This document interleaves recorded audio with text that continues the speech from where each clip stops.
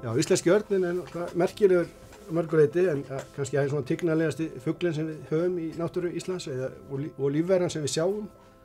Örninn var ofsóttur á 19. öld og fækkaði mjög mikið og þá var hann friðaður 1915 en náði ekki að fjölga sér vegna eitrunar, einhverjum voru hræ borin út til eitra fyrir refum en það voru ýmis eiturefni sem voru komin í umferð á 20. öld sem hefðu áhrif á frjósemi og lífslíkur arna.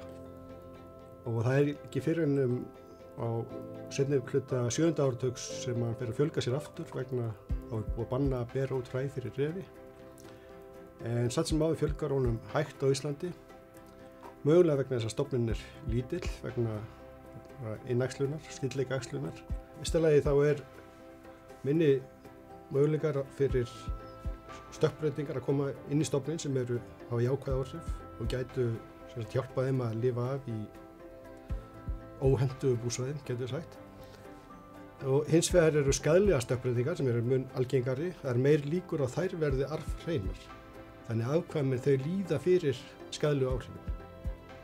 Og það geti haft áhrif á minni frjósemi eða minni lífslíkur. En það er líka ýmis konar vandamál þótt að það sé búið að banna mikið af þessum þrávirku lífrænum efnum sem hafa áhrif á svona afræningja sem eru efst í fæðukeðjunni eins og örninn. Það safnast fyrir í þeim.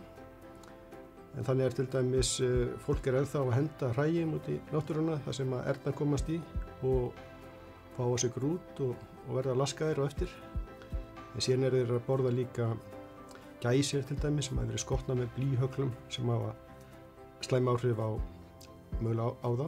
Þetta hefur slæm áhrif á gæsirnar að vera með blýhögl og er kannski auðveldari bráð fyrir ernina sem síðan fá þá í sig þessi eiturefni úr bráðinni.